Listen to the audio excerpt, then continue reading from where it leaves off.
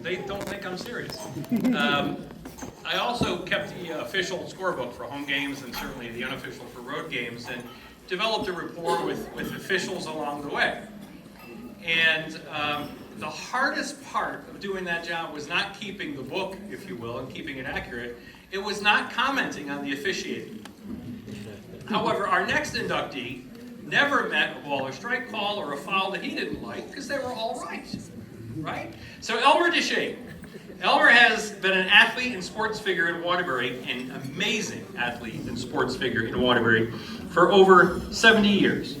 Along with being a 1957 All-NBL basketball selection, he held 2 barnstorming teams and led them, averaging over 25 points per game. During college, he was the starting guard for Gonzaga, averaging 11 points a game, and the starting catcher on the baseball team with a 322 team best batting average.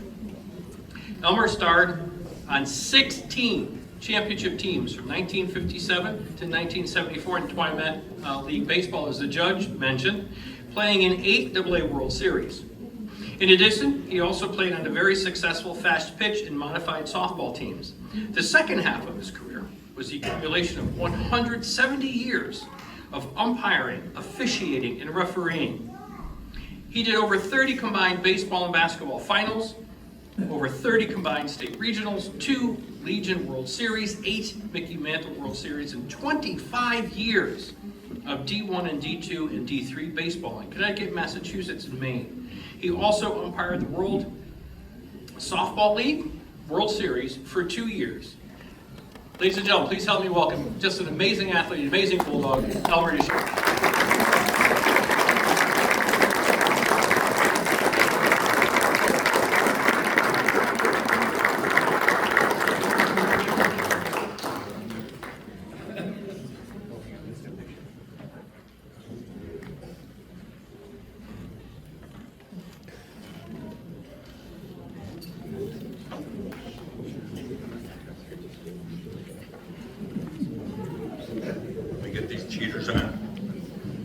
First of all, I want to thank Mr. Mosley and those kind words. It's hard to believe all the years that have passed, and very much appreciated. And you see in your program there the picture of that individual with the glasses on. Can you believe that I played basketball with those babies? If you got close to me and you had paper in your hand and the sun was out, that thing could burn right in front of you. Okay, let me start off I would like to thank Dave Ironimo and the selection committee in allowing me and the DeShay family to celebrate this extraordinary honor that you bestowed on me. Tonight I stand here stunned and humbled by this incredible honor of being inducted into the Crosby Hall of Fame. I can't help but reflect on the journey that brought me to this stage with these other incredible athletes. It is a journey filled with countless moments of luck, timing, hard work, dedication, and unwavering support of so many people, especially my wife, Marion, and our 2 boys, Jason and Ryan, who believed in me, and for that I am deeply grateful. Back in the 1950s, there was a program on TV called This Is Your Life. I would like to share a little of my life with you because this is probably my last hurrah at 85 years old. My mom, dad, and I were born in Fort Kent, Maine. My dad only had a 6th grade education. My mom, 1st year high school. My dad worked in lumber camps from the age of 13 up to until 21 years old.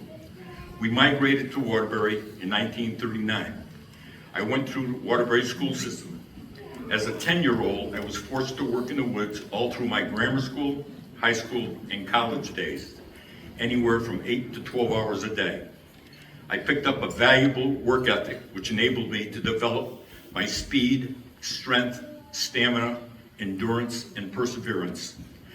Looking out at this crowd, I see the faces of people who have been with me through every step of my career, and I am truly blessed to share this moment with you. At this time, please bear with me by paying respect to the people that had so much impact on me. these names go back 70 years. To my family, friends, coaches, and teammates, I thank you. To the many sports writers for the articles that were written about our teams and teammates. They include, and I can mention 12 to 15 offhand from way back in those days, Hank O'Donnell, Doc McInerney, Joe Palladino, Rick Wilson from the surrounding area. Now I have to throw in some things in reference to how I got to go out west to college. For 2 years, I worked at Pratt & Whitney Aircraft as a mail clerk, and I cut trees with my dad. My father had no indication of me to even think about going to school. Money was an issue. I started barnstorming with a couple of teams in the area, and Jack Delaney, a teacher and a coach, saw me play and said, "You've gotten a lot better playing with these older guys in this league." So he said that I had possibilities going into the next level. Another teacher, Tony Vitri, a Gonzaga grad, approached me and he said about possibility of getting a scholarship out west. He called the coach, Hank Anderson, and he in turn called me, and that's how I ended up in Spokane, Washington, many years ago, 16 years before John Stockton became a star. I turned down a chance to sign a contract as a catcher with the Yankees in 1963 because a diploma, to me, was more important than anything. I was the first one in our family tree to ever get a scholarship and also to graduate from college. I returned to Waterbury, continuing to play baseball, and got involved in umpiring and officiating. And some of the highlights for me was doing home plate the only time that Mickey Mantle came to Waterbury.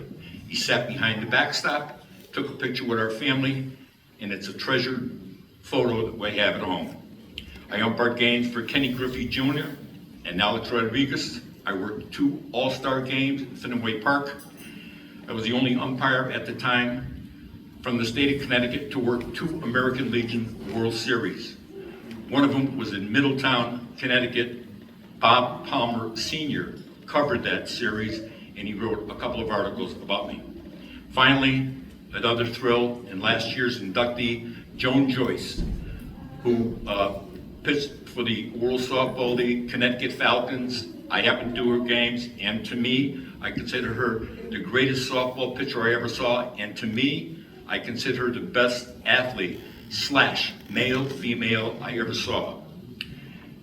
To me, the best athletes I ever played with for 25 years was Jack Becerra and Frank Vaccarelli. To my many mentors, Mario Generali and from the Boys Club, who was a second father to me, Dr. Michael Wallace, my grammar school principal, who became superintendent of schools. They both followed me through my high school, college, and semi-pro career. The many coaches, Al D'Amelio, John Latanzio, Felix Longo for baseball, basketball, and football, softball, and the best umpire in the state, Ralph Bernardini. Now, an open apology to my wife, Marion, and our boys, Jason and Ryan, and how selfish I was because I wanted to become a better athlete, umpire, and an official. I was MIA, missing in action, absent most of the time. I believe God had a plan and a sense of humor. Let Elmer be fairly successful as a player, but then as an official and umpire, let him be harassed, yelled at, and belittled. A good friend, an outstanding pitcher like Bobby Guerrero, Charlie Brown, worked many games with me. How about those 2 names for officiating crew? Elmer Fudd and Charlie Brown. We certainly took a lot of heat, but taking abuse and having a thick skin, having rabbit ears is normal and par for the course. I can't believe that six decades have been removed since I graduated from college back in the 60s. Now to the person I owe much of my success, my wife Marion. She has been my biggest cheerleader, supporter, and fan, and we are celebrating our 60th wedding anniversary in July.